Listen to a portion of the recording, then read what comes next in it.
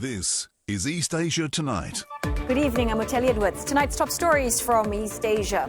The death toll from Hong Kong's housing estate Inferno has surged to 128, with dozens still missing. Rescue work has wrapped up, and authorities now say fire alarms in every block failed to work.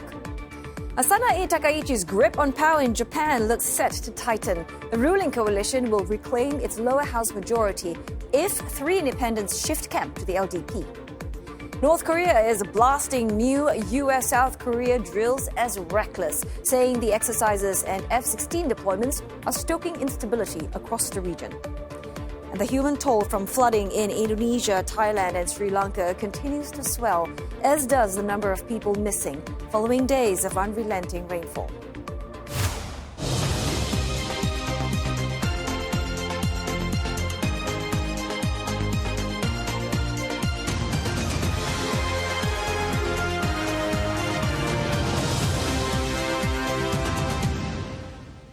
I come from China, and the reason I'm in Singapore is because I really love Blackpink, and that's why I feel for their concerts. K-pop fever hits the Lion City as one of its biggest girl groups takes to the stage at Singapore's National Stadium tonight.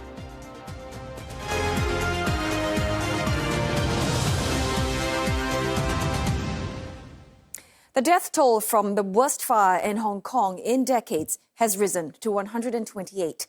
Rescue efforts have wrapped up, but some 200 are still unaccounted for. Investigations show fire alarms in the affected buildings were not working properly when the inferno started in Wang Fuk Court in northern Tai Po district on Wednesday afternoon. While the flames spread quickly to 7 of the 8 blocks in the estate and burned for more than 36 hours. 而家目標呢係盡快為火場係降溫。喺降溫之後呢，我哋會盡快安排屋宇署嘅同事入去檢查，確認樓宇安全之後呢，我哋就會請警方嘅同事呢係進行搜證同埋進一步嘅工作。Authorities are looking to determine how the fire started and why it spread so quickly through the complex. And this includes examining materials used in renovation works, such as the bamboo scaffolding and plastic mesh. A report by the South China Morning Post said that Hong Kong authorities have arrested 2 directors of the consultant firm in charge of the renovation project. So this brings the total number of arrests made to 5. The survivors spent a second night at evacuation centres and a nearby mall, where volunteers have been handing out food, snacks and toiletries. Hong Kong residents have also been donating essentials such as clothes, blankets and shoes. The government has set up a $39 million fund to help those displaced. And for more, CNA correspondent Deborah Wong joins us live from Hong Kong. Deborah, rescue efforts, I believe, have wrapped up despite some 200 people still missing. What do authorities plan to do moving forward? So I just want to paint you a picture of what happened this morning. There are a couple of pictures in a center just right behind me, and there are pictures of deceased people, and so families, relatives, they were actually invited in small batches to go in to identify these pictures and determine whether or not they are indeed their loved ones. And this stage that we're looking at really is identification going forward, and you hear that number, nearly 200 still unaccounted for, and authorities explain it's because some of the bodies cannot be recognized, and the implication here really is perhaps they could have been burnt beyond recognition. Some of these bodies still need time to be identified, and also numbers, authorities are saying, don't quite tally because there have been multiple reports of missing people, so they need to also sort through that, and more could still be missing.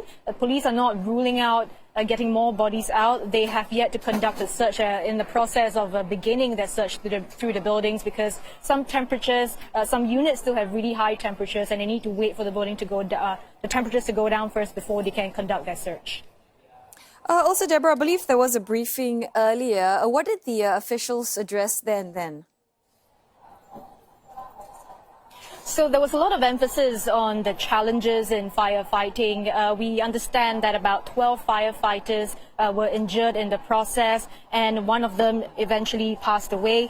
They also, gave us an idea of what accelerated the spread, talking about how styrofoam was highly flammable, and they found a lot of styrofoam plastered on the windows of the building. And when it caught fire, they had to actually put them. They caught fire really quickly, and so firefighters eventually had to douse them with water first to put them out before they could provide any further assistance. Now, during the course of firefighting, there was a lot of criticism in the online space about the kind of techniques that were employed. And, so authorities responded to such criticisms. They gave an explanation as to why helicopters were not used, why water bombs were not used, and why drones were not used as well, saying that there were technical difficulties. Helicopter, for instance, it could generate a lot of wind, and, there was a very thick smoke already, and that wind could, actually make visibility even worse and hinder rescue efforts. And as for why water bombs were not used, they said that the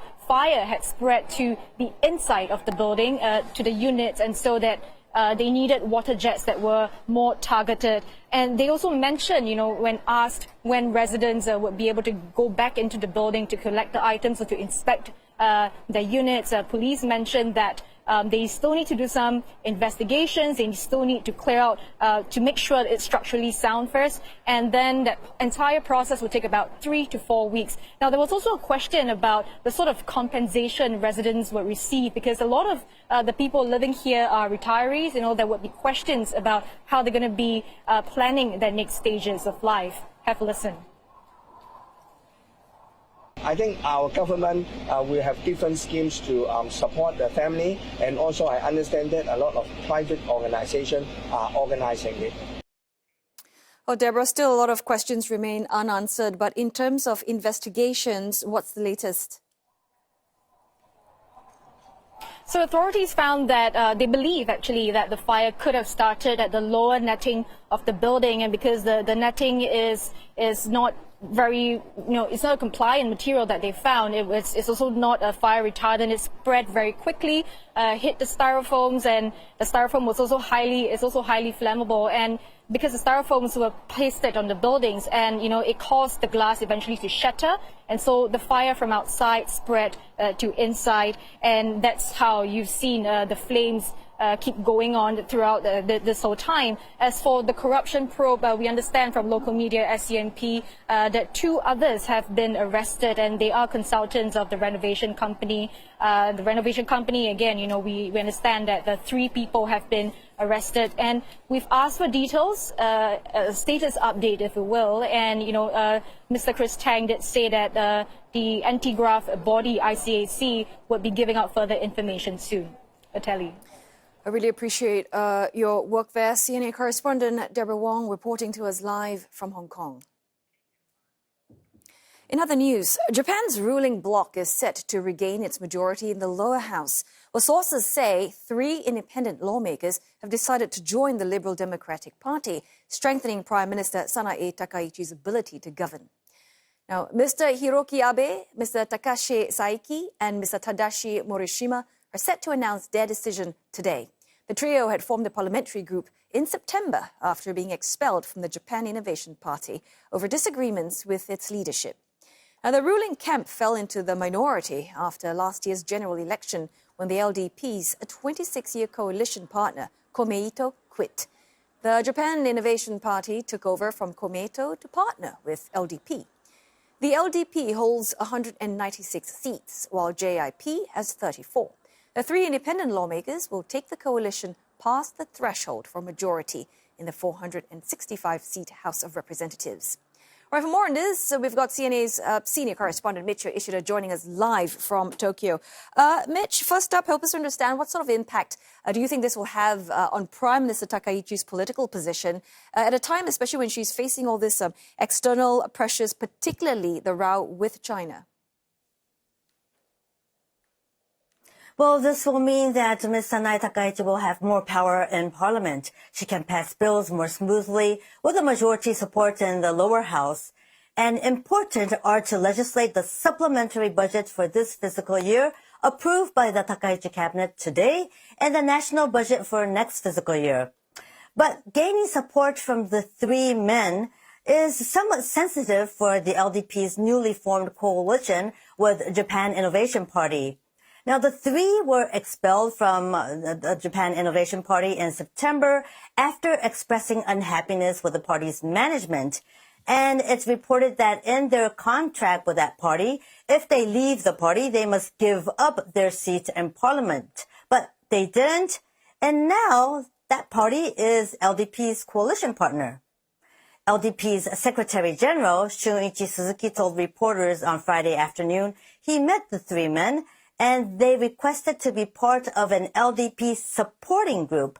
This means they are not joining the LDP as a party member, but to give support to policies in parliament. Mr. Suzuki said, since the three voted for Ms. Takaichi in the prime minister election and have been cooperative on passing policies, he's decided to welcome them in such a capacity. Still, the ruling coalition is a minority government in the upper house. Local media think Ms. Takaichi is trying to draw more independent lawmakers to support her policy to pass bills smoothly in the upper house. And the timing coincides with the cabinet approval of a supplementary budget worth 18.3 trillion yen for this year, for this fiscal year, which is targeted for legislation by mid-December.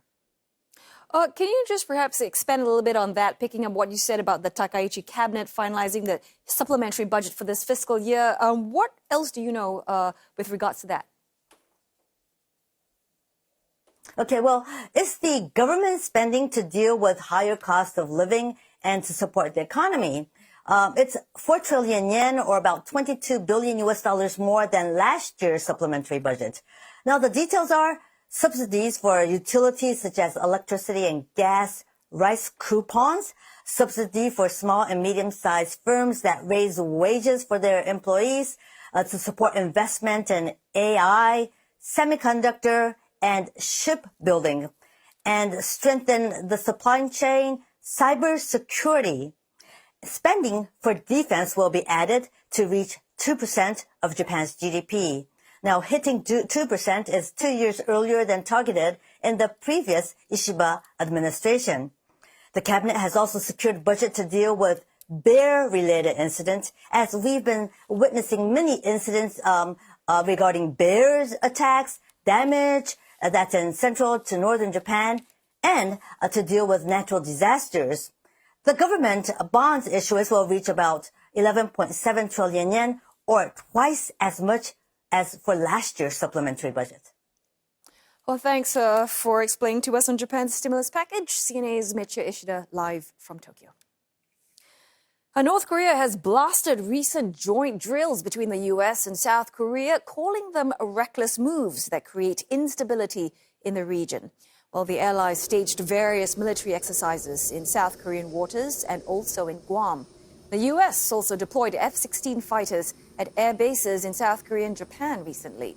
North Korean state media said all these are aimed at deterring Pyongyang and regional countries by force.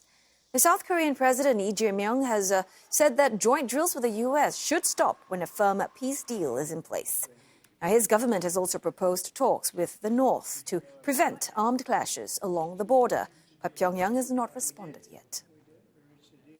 South Korea has named its former police chief as the new ambassador to Cambodia.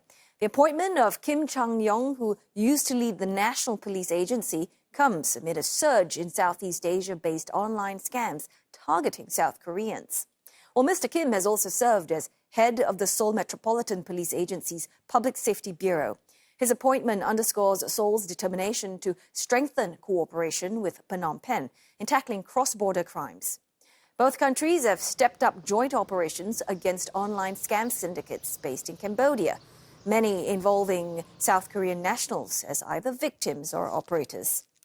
Well, last month, more than 60 South Koreans were repatriated from Cambodia after being linked to scam activities. Our time now for a short break, but coming up next on East Asia Tonight, an expert joins us to unpack how the deadly Taipo fire might redefine Hong Kong's urban landscape and influence investor confidence, putting fire safety regulations firmly under the spotlight.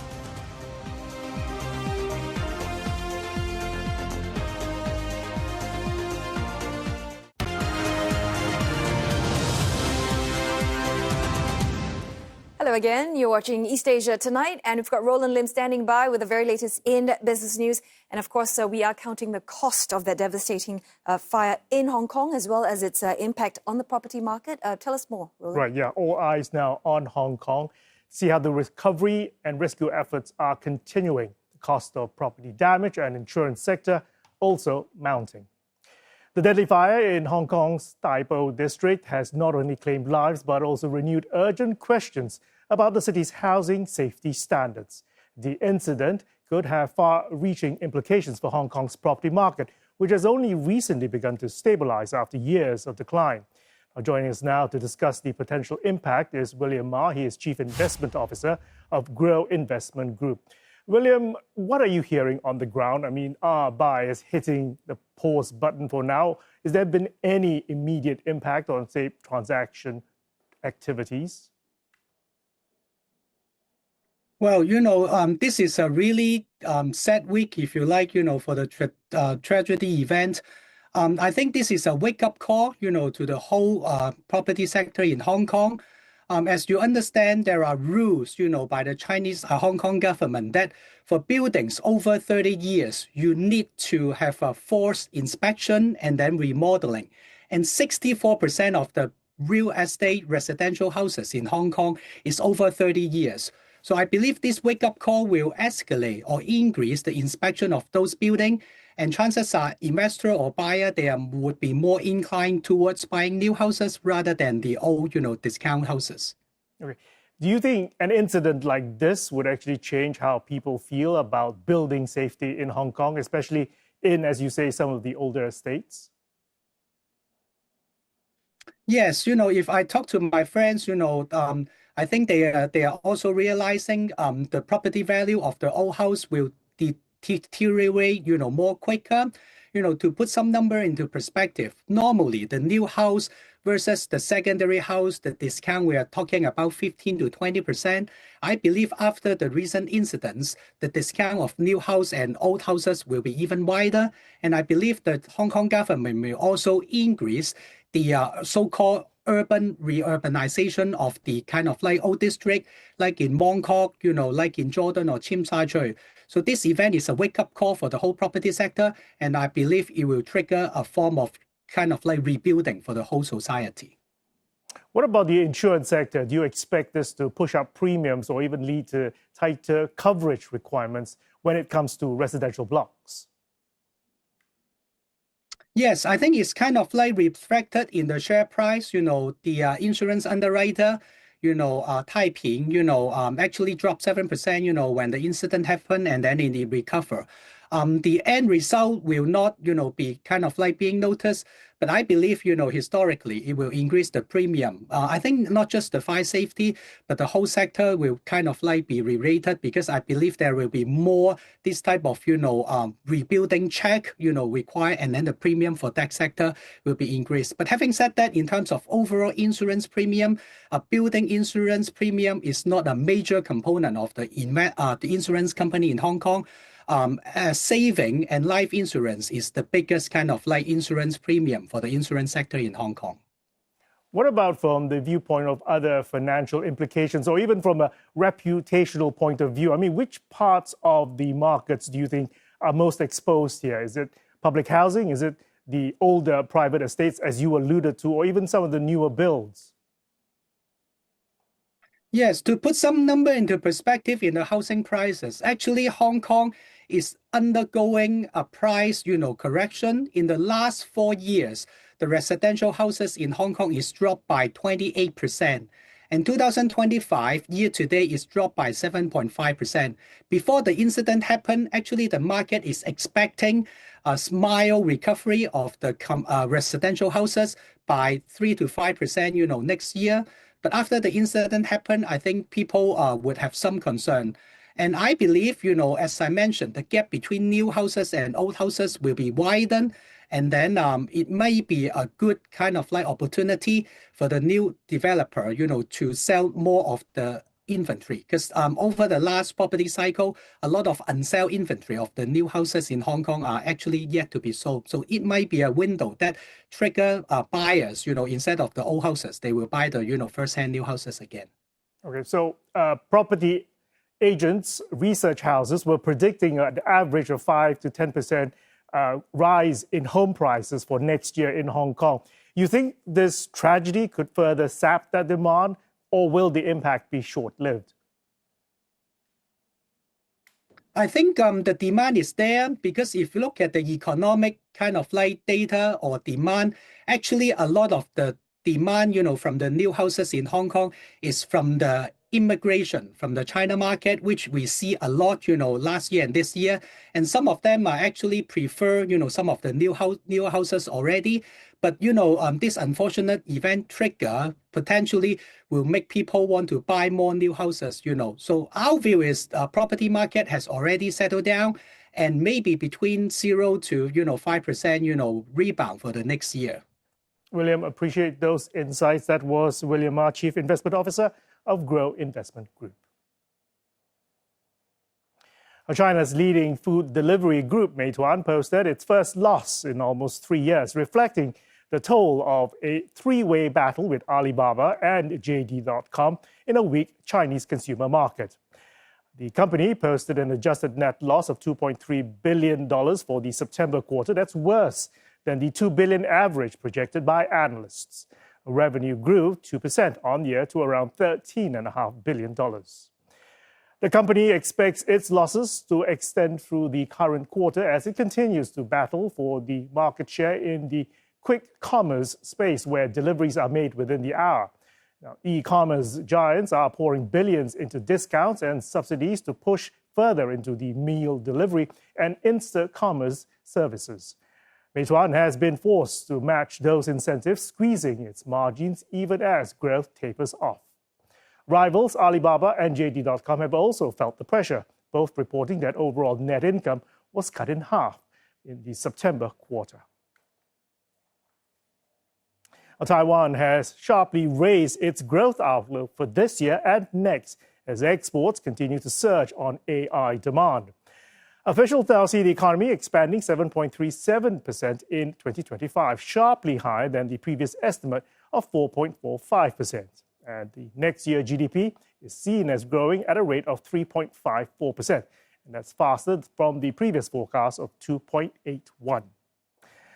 Taiwan's economy is getting a major lift from booming exports this year. October shipments jumped at their fastest pace since 2010, driven by surging global demand for the chips and the servers that power artificial intelligence.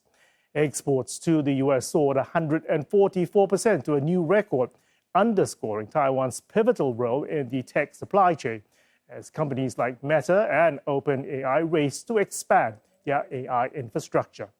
The latest figures comes amid growing debate over the outlook for firms tied to the AI boom. Remember, earlier this month, TSMC reported its slowest monthly revenue growth in more than a year. China's Economic Planning Agency has warned of the risk of a bubble forming in the country's humanoid robot industry. This follows warnings from analysts that the sector could fall prey to the broader problem of overcapacity in China's economy. More than 150 companies are in the race to develop AI-powered robots. But actual orders that is, has yet to catch up with the increase in production, mirroring fears of past overinvestment in sectors such as bike sharing and semiconductors. Goldman Sachs says Japan's economic growth could take a hit of up to 0.2 percentage points if tensions with China persist. The bank says it's based its calculations off China's dispute with South Korea almost a decade ago. That's after the US deployed the THAAD missile system on South Korean territory. This time, China is discouraging its citizens from traveling to Japan and has threatened to halt Japanese imports over Prime Minister Takaichi's comments on Taiwan. And that is the latest in business. Back to you, Sally. Thanks so much for that, Roland. Well, on that note, we're going to go for a short break now, but coming up next on East Asia tonight, millions hit by deadly flooding across Asia after days of relentless rain, triggering landslides.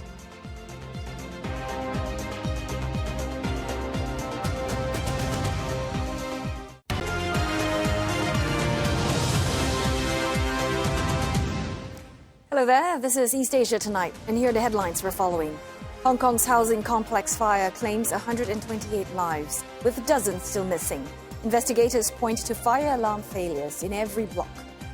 Japan's Iron Lady looks set to tighten her grip on power. Her ruling coalition likely to reclaim its lower house majority with the help of 3 independent lawmakers.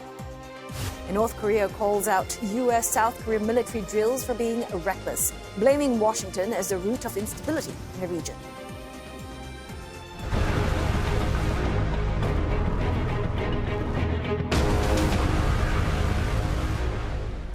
Nearly 3 million people have been affected by flooding across Southeast Asia as the region soaks under days of rain. Flooding and landslides in Indonesia have killed at least 84 people, with dozens still missing. Scenes like what we're seeing on the screen now playing out across areas like Aceh and Padang. In North Sumatra, the death toll has climbed to 62, and more than 90 others have been injured. Rescuers are scouring rivers and the rubble in villages for bodies and possible survivors after flash floods and landslides swept away homes. Kalau kita bandingkan dengan tahun-tahun sebelumnya, ya ini parah sampai rumah-rumah hanyut, padi-padi warga tuh hanyut semua, hancur. Pokoknya kondisi kerugian warga sangat banyak dibandingkan dengan bencana-bencana yang sebelumnya, Pak. In Thailand, the number of bodies of flood victims has overwhelmed a city morgue in the south. Authorities had to bring in 3 refrigerated trucks to store those that can no longer be brought into the facility. More than 50 people have died after the southern city of Hat Yai saw its heaviest rainfall in 3 centuries. Thousands are huddled in evacuation centers as authorities ramp up relief efforts to rescue residents stranded and cut off by landslides. Floods and landslides also devastating Sri Lanka. The death toll from torrential rain has risen to 56, while more than 20 are missing. At least 600 homes have been damaged. Footage show people being rescued from rooftops in parts of the northwestern city of Kuranagala. The rain has caused reservoirs to overflow and rivers to burst their banks, blocking roads. Authorities have closed off thoroughfares and stopped passenger trains as rocks and fallen trees block railway tracks. The country has been grappling with severe weather in the last week. Weather conditions worsened yesterday as Cyclone Ditwa moved across Sri Lanka's eastern coast, bringing heavy rains. And looks like the storm is expected to make landfall in India's state of Tamil Nadu this weekend. India's meteorological department has issued red alerts for several coastal districts, forecasting extremely heavy rainfall of more than 20 centimeters within a day. Well, the ground below India's capital is disappearing. Parts of New Delhi, especially near the airport, are sinking at an alarming rate, largely due to massive groundwater extraction. Well, Asian Garg files this report for CNA on what some residents are doing to save the city from buckling under its own weight. Cracks run through the floor of a housing complex a few kilometers away from India's busiest airport in New Delhi. A daily reminder of the risk posed to millions of residents in the area. देखिए हम कुछ भी कहें कितने strong बने जब हम deeply सोचते हैं तो मन में कहीं ना कहीं विचार जरूर आता है कि कभी भी इस तरह का हादसा हो सकता है रादर इसमें इंडिविजुअल कुछ कर नहीं पाएंगे अगर भारत सरकार या हरियाणा सरकार मिलकर इस चीज़ पे इसको स्टडी नहीं करेंगे तो प्रॉब्लम हो जाएगी.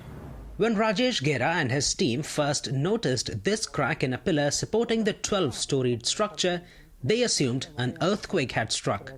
But researchers studying land subsidence have proposed a more troubling theory. This crack wasn't isolated. It was part of something far bigger. New Delhi was sinking, and at a rate faster than any other Indian megacity.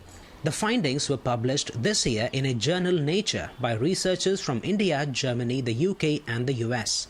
Mapping the crisis in stark detail, they said there were 3 sinking hotspots, all located within 12 square kilometers near New Delhi's airport. Satellite data suggests that the land under Delhi and surrounding areas is subsiding by roughly 11 centimeters every year. That's roughly the length of a smartphone. 11 centimeters might not be obvious to the naked eye, but it all adds up. Over 2,200 buildings in an area of 100 square kilometers are at risk of structural damage. And if subsidence continues at this rate, over 50 years, 11,000 buildings could be at risk. Experts say heavy groundwater extraction is the main culprit, particularly in lower income neighborhoods where piped water is scarce and underground wells are running dry. As water is pumped out of cracks and spaces beneath the earth's surface, the soil slowly compresses into cavities, causing the land to subside. Add a city of 30 million on top of this fragile land and the problem compounds and becomes a ticking time bomb given Delhi's vulnerability to earthquakes. So when that earthquake happens, while this is trembling, the building kind of sways. Now coming back to the cavity which is now below because of the land subsidence, the building will also start to move like that. Now this can actually uproot a building. So it can be that kind of a devastation if Delhi experiences, an earthquake of magnitude of 5. Sudha Sinha is not waiting for disaster to strike. She and her neighbors have been taking steps to recharge the groundwater table, investing thousands of dollars to install these rainwater harvesting pits. Such grassroots efforts have revived the centuries-old water body in Delhi's Dwarka area, resuscitating the aquifers in this region. And as underground water levels slowly recover, researchers tracking Delhi's subsidence say the land here has begun to rise again. So from past 5 years, what has happened, that system is, the water situation is getting improved. The the urban people who are staying here, they have stopped using the groundwater. The adjoining areas, they are still using the groundwater. Experts are calling on authorities to make smarter choices about where cities expand and to designate high-risk zones as no-build areas, particularly where soil naturally tends to sink. They say human action can slow down, if not reverse, severe ecological damage. And it might be Delhi's only way to keep from sinking deeper into crisis. For CNA, I'm Ishan Garg in New Delhi. More than 1.7 million voters in the East Malaysian state of Sabah are heading to the polls tomorrow. A record number of candidates are running for the state positions, close to 600 contesting 73 seats in the 79-seat Legislative Assembly. Now, the elections come amid rising political uncertainty and shifting voter sentiments. The leaders of the political parties calling it a turning point that could reshape the state's political landscape in what could be one of the most unpredictable contests yet. Young voters appear set to play a pivotal role here, with 30% of the electorate under the age of 30 and more than 50% under the age of 40. CNA's senior correspondent Melissa Goh files this report.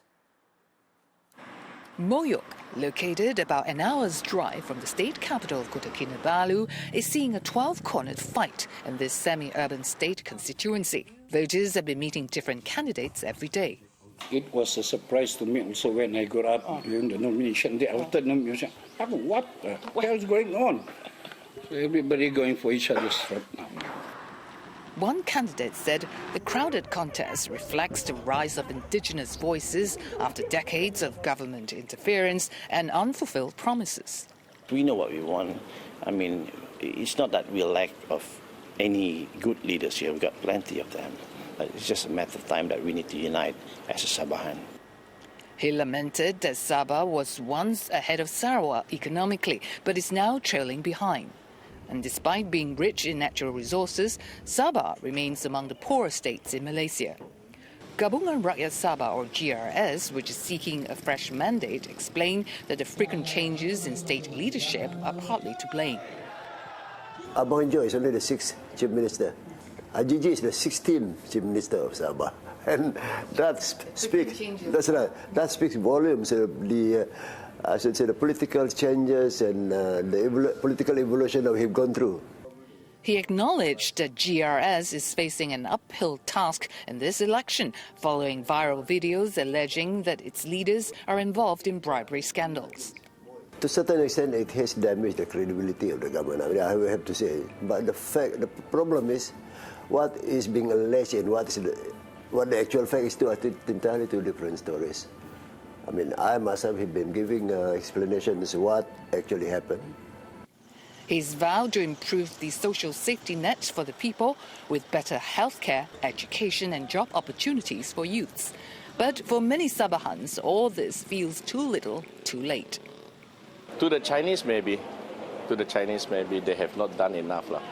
That's what I think.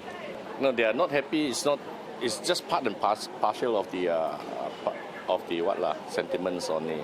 Now, the outcome of the 17th Sabah state election is really anyone's guess. Even the Chinese votes that are traditionally given to the Democratic Action Party are up in the air.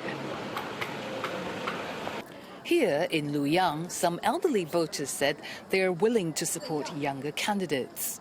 Of the nearly 600 candidates contesting, about 10% are below the age of 30. Desmond Chan is among the youngest candidates at just 25. Okay, I'm young, but I'm not lacking of experience. I've been in Luoyang for 6 years. And I hope that I can inspire more young people to join in politics. With more than half of Sabah's voters below the age of 40, political analysts say that this cohort will be crucial in deciding who governs one of Malaysia's poorest yet most resource-rich states. Melissa Goh, CNA, Kota Kinabalu, Malaysia. U.S. President Donald Trump says his administration will, quote, permanently pause migration from all third world countries after a National Guard member died in an attack near the White House. He says it will allow the U.S. system to recover, terminate all of what he called former President Biden's illegal admissions, and remove anyone who is not a net asset to the U.S. The U.S. leader also ending all federal benefits and subsidies to non-citizens and deporting foreign nationals deemed as security risks. But he did not identify any countries or explain what he meant by permanently pause.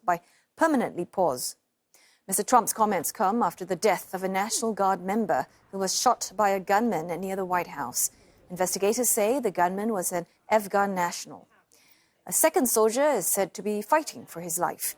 Officials say Mr. Trump has since ordered an immigration review, which involves looking into every green card issued to citizens from 19 countries, as well as all asylum cases approved under the Biden administration.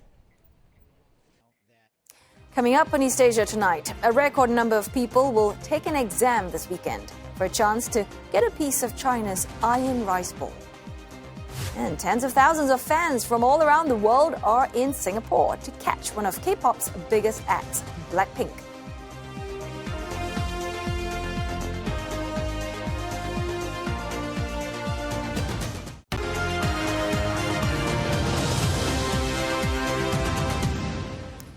The International Criminal Court has rejected former Philippine President Rodrigo Duterte's appeal for an interim release. An initial request was denied back in September on grounds that Duterte poses a flight risk and may intimidate witnesses and jeopardize ongoing investigations. Duterte's appeal cited the 80-year-old as, quote, debilitated, adding that he has neither the desire nor capacity to flee or to return to a life of power or politics. Well, Duterte has been in detention at The Hague for more than 8 months now since his arrest in March. In July, he was charged with 3 counts of crimes against humanity for his alleged involvement in dozens of killings as part of his so-called war on drugs when in office. For more on this trial, we have with us Maria Ronson tracking the story for CNA, and she joins us live from Metro Manila. Maria, first up, walk us through some of the considerations listed by the ICC judges when reaching their decision. Okay. Let me to answer that question, let me just go through, because this story, as I had mentioned, is just really breaking. On everyone's mind before the court adjourned this morning was, will former Philippine President Rodrigo Duterte be allowed out of detention while awaiting trial? In an open court at the International Court's ICC Appeals Chamber in The Hague, Judge Luz del Carmen Ibanez set out the reasons why the former president has to remain under detention. She mentioned the 3 grounds under the Rome Statute. Number 1, to ensure his appearance in court.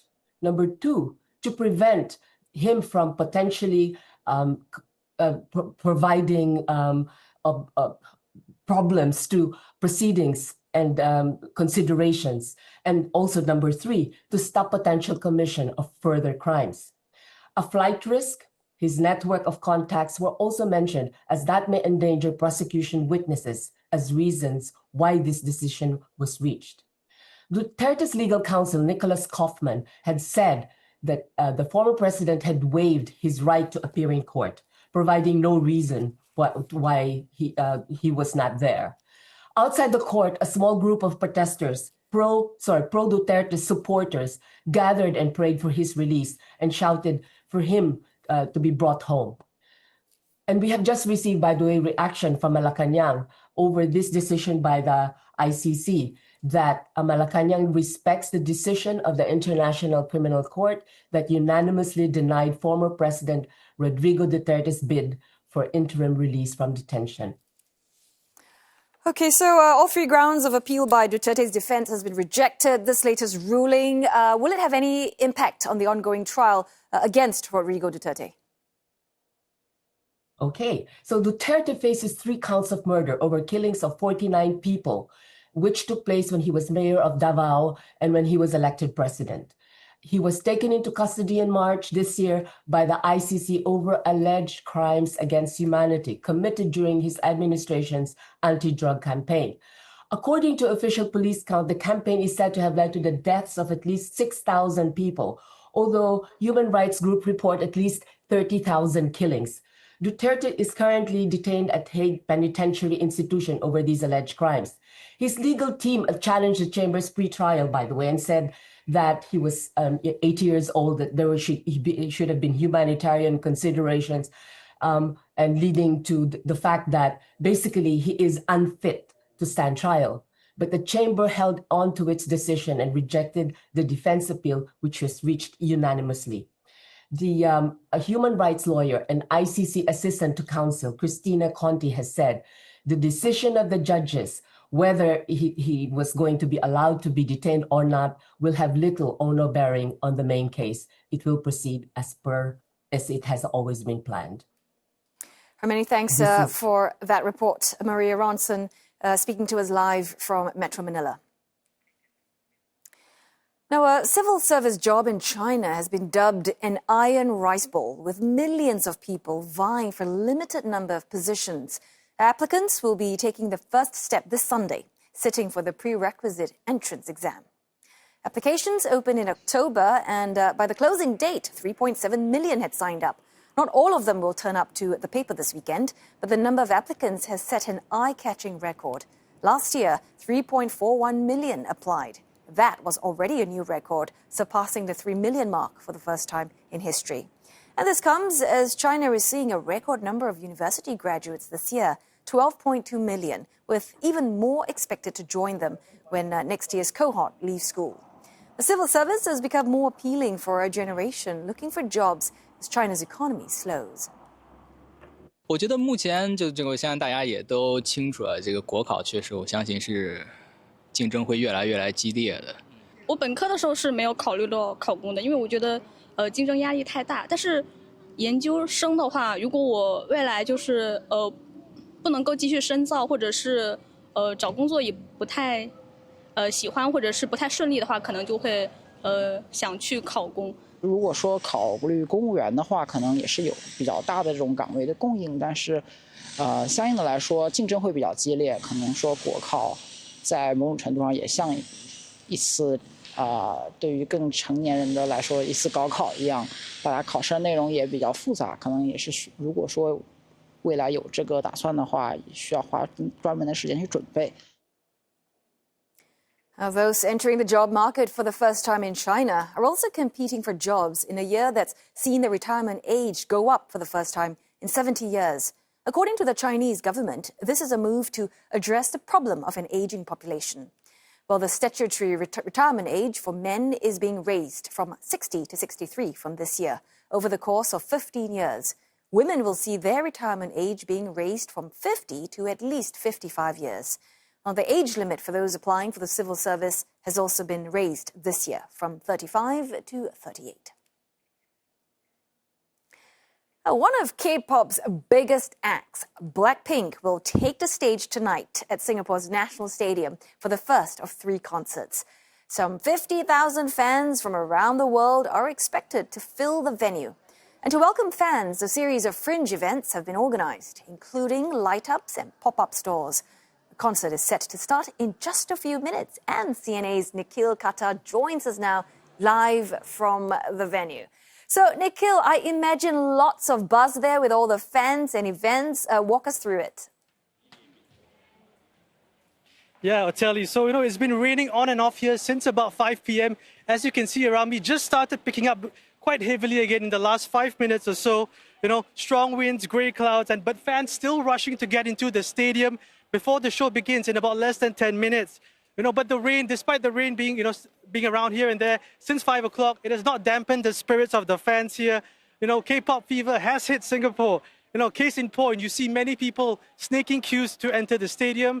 And also, prior to, queuing up as well, many of them were actually all around dancing, taking videos, TikToks, and all of that. And let's not also forget, there's many activations happening around the stadium, merchandise booths, and also many photo points around that fans have been coming here since, very early in the morning. I understand from organizers as early as 8 a.m. as well that, these merchandise booths were, started to get queues as well. So lots of things happening on the ground today. Umbrellas are raised, but people are still, soaking in all the atmosphere with the many Blackpink activations, even though some of them have already lasted for more than a week.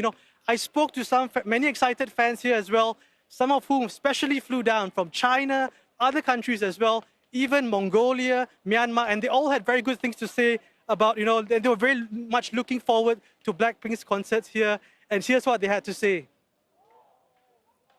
Yes, and it's our first time. We are seeing the concert, such a big concert, and it's so big honor. It's so big to us, yeah. yeah. Anything you've been enjoying the most on the ground, photos or? Yeah, it's so nice, and it has so many posters and so many photo booths. Yeah, it's so big, and most are all full of the Blackpink section. Yeah, it's so cool. I really like taking photos with my friend against a big background. Yeah.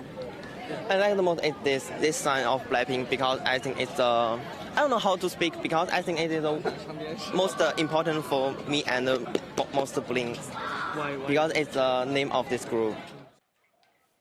Oh, I love the fact that they're all dressed to kill there as well. So tell us, Nikhil, what else can these Blackpink fans look forward to in Singapore over the next few days? Yeah, I tell you, as you know, today is only the first day of the Blackpink concert here. They have 2 more shows over the weekend, which are also expected to be near sold-out crowds for all 3 nights in the 55,000-seater National Stadium. Some fans told me they are staying back in Singapore to soak in the Blackpink atmosphere over the weekend. Popular tourist attractions like the Singapore Flyer will glow in pink throughout the weekend. And, Gardens by the Bay will also be hosting a special Blackpink-themed light and music shows. So, there's also a new baggage service that sends luggage directly for fans to the airport, which makes things a lot easier for them. Fans tell me it's all these little things that are drawing international fans to the city and make them more excited to come for the concerts here. I have loved Blackpink for already 6 years, and things have already been for their concert in Seoul. And then at that time, it's amazing, the concerts, and so that's why I really want to join again. But since in Asia countries, they don't have a lot, but I feel like Singapore is a city that I really want to come, and also so they have a concert here, so that's why I came. And also things like I have already brought my mom to the South one, and mom also wants to kiss Singapore. So yeah, it's because we don't need visa for that, so it's convenient. So that's why we came again. Yeah, so Blackpink might be back in Singapore after 2 years, but fans remain as excited to see their favorite stars perform, rain or shine, as K-pop fever hits Singapore this weekend. From now, time for me to get some shade. Back to you in the studio, Telly. All right, and great for Singapore tourism. Thanks so very much. CNA's Nikhil Kata live from Singapore's National Stadium. Right, on that note, we wrap up Friday's edition of East Asia Tonight. Don't forget your headlines anytime at cna.asia. Thanks for watching.